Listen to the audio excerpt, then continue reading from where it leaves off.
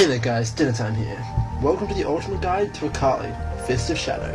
Today we're just going to be taking a look about how Akali works in team fights, how to gank with her, how to correctly build her skills, runes, and masteries.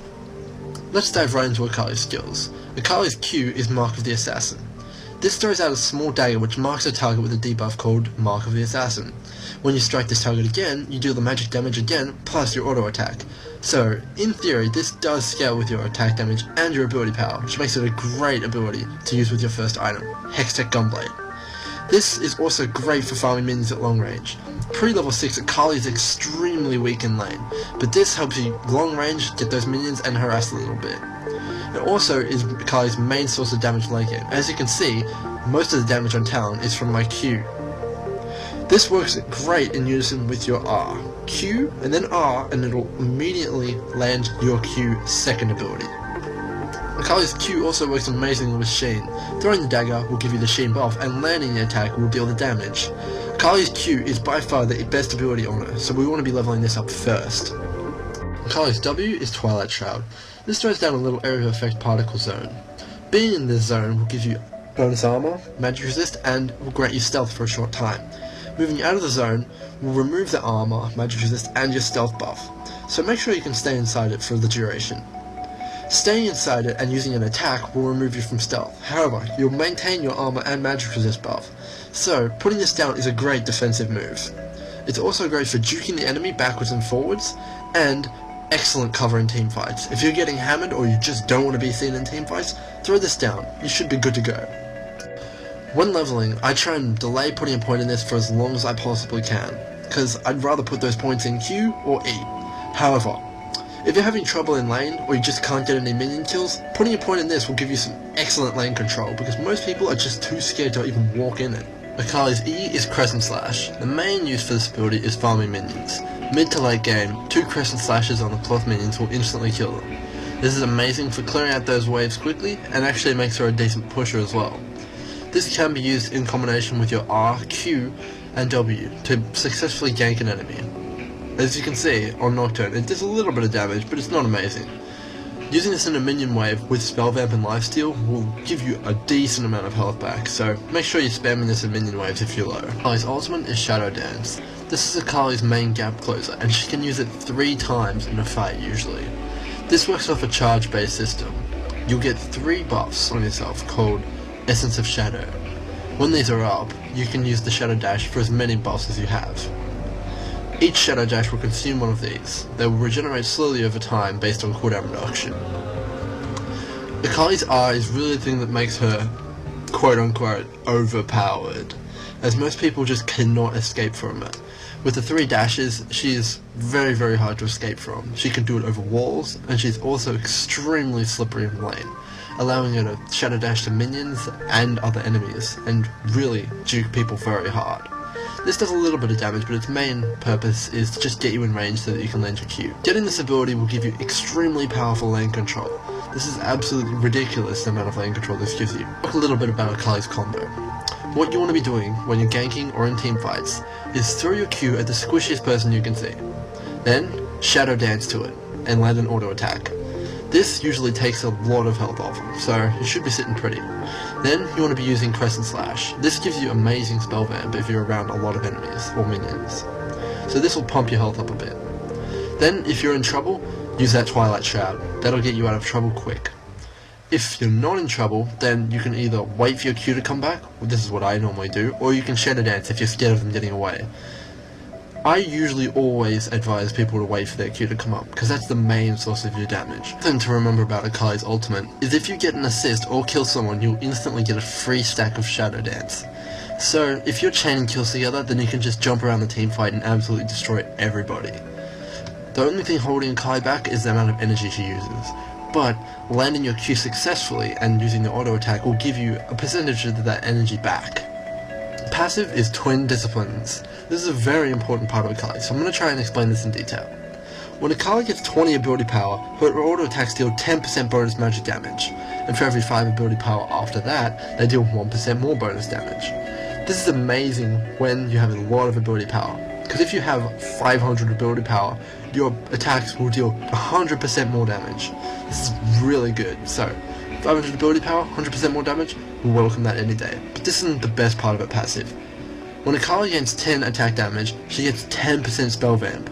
Now, we're going to have to rune for this because you can't buy an amplifying tome and a longsword at the start, but that's not too hard. 10 attack damage isn't much, but 10% spell vamp, that is amazing. This will give you that early game sustain and you will just not be able to get out of lane. For every 5 attack damage after that, she gains 1% more. We won't be stacking attack damage for this, but this is still a great part of her passive nonetheless.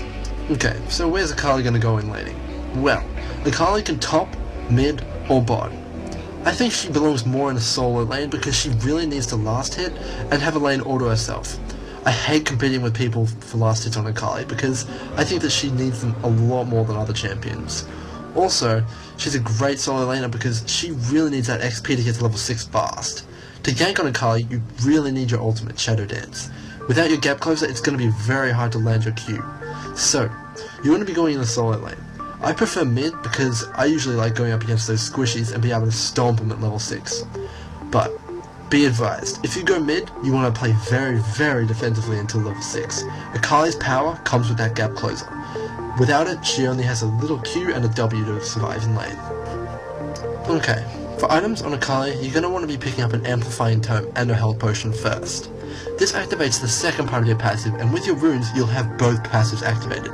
Plus, you get that health potion, which will keep you in lane for that little bit longer. Next, I always pick up either Mercury Treads, or you can pick up Ninja Tabe, or you can pick up Sorcerer Shoes. I like to go with the defensive boots to keep me a little bit more slippery and help me get away. After that, you want to be picking up Hextech Gunblade. This item is absolutely amazing. With the 10% bonus from your spell vamp passive, and the extra from your passive, this will keep you in the lane forever. You will never have to go back. It also has lifesteal and that amazing active. The active is really great for Akali. It puts your burst up even more and gives you a slow. That's 300 extra damage, which you absolutely need, because bursting down targets is your main priority. The next item you want to be picking up on Akali is Ralai's Crystal Scepter. This will give you a little bit of utility, and combined with your Hextech Gunblade slow, you'll be slowing enemies too much for them to escape, so they will never be getting away from you. It also gives you that much needed health which you're going to need on Akali, and some extra ability power. The next item we're going to be picking up is definitely going to be Lich Bane. Lich Bane's an amazing item on Akali. Make sure to buy the Shin component of this first. When you cast your Q, you're going to do the magic damage, and when you strike, you're going to do the magic damage again. You're going to apply your ability power through the Lich Bane, and you're going to do your auto attack damage. With all this damage, it's going to be crazy. You're going to be half healthing people just with your Q. Also, on top of all that, it gives you a little bit of magic resist and a lot of ability power. The next item is very situational. If the enemy team are buying a lot of magic resist, then you're going to be wanting to be picking up Void Staff. But if they're absolute Fruit Loops and they're not buying magic resist to counter you, you're going to be wanting to be picking up Rabadon's Death Cap. Rabadon is just a big hunk of ability power, which is great for Akali. Either way, you're going to be wanting to be picking up both of these items, just which one goes first is dependent on your situation. Our last item is going to be a defensive one. You're either going to want a Zhonya's Hourglass, or you're going to be wanting a Guardian Angel. The Zhonya's Hourglass will be giving you another active to push, but if you're good at managing actives, then you're going to be getting this, because this will give you an immunity. After your Shroud runs out, you can just pop this and be immune. If you're not too keen on actives, then you're going to be wanting to pick up the Guardian Angel. When you die, you'll be resurrected and given a second chance to go melt some more face. Okay, so let's take a look at what we're going to be picking up for runes on Akali. When playing Akali, you always need to remember, for your runes you need 10 attack damage in your book at all times. The reason for this is to activate your 10% spell vamp bonus on your passive. Without this, you won't be able to successfully lane and you'll be having to go back a bunch more. Activating this is easy. Just chuck attack damage reds and yellows into your book, then you're set. For blues, I pick up ability power. I pick up ability power because I like to have that extra edge early on and just have that little bit more damage on my abilities. Since all of Akali's build scale of ability power, this is great for her. For quintessences, I pick up health. I pick up health because I just love to have that little bit of extra durability and survivability early on in the game. For my masteries on Akali, I pick up 2163, picking up magic resist and armor in defense to keep me in the lane longer and survive generally in team fights. For utility, I pick up good hands, which makes me revive just that little bit quicker, 10% to be exact. And on offense, I pick up physical damage and ability power multipliers and my spell penetration and ignite masteries. Let's break a team fight down on Akali. Zin's coming into game Morgana. I Q R in use my E, and land my Q. This does a ton of damage and he's almost dead. However, the enemy team comes in, so I'm going to Twilight Shroud. I'm not doing anything, but I get hit by a Dark Mana. That's the only thing that really hurts me. Everyone's low now, so I can go off picking people off. I use Hextech Gunblade and my Q and R to kill Vigar. My next target is going to be Trin, but I remember he hasn't popped his ultimate yet, so I decide to retreat. 1v3 is not a good idea on Akali. You want to be picking people off 1v1. Trin slowed me. I get grabbed by Blitz and I'm getting killed with the Caitlyn ult. I get ulted by Blitz. I'm almost dead. However, the only reason I survived is because I chucked my Q out and got some spell vamp from it. It also landed the kill on Blitzcrank.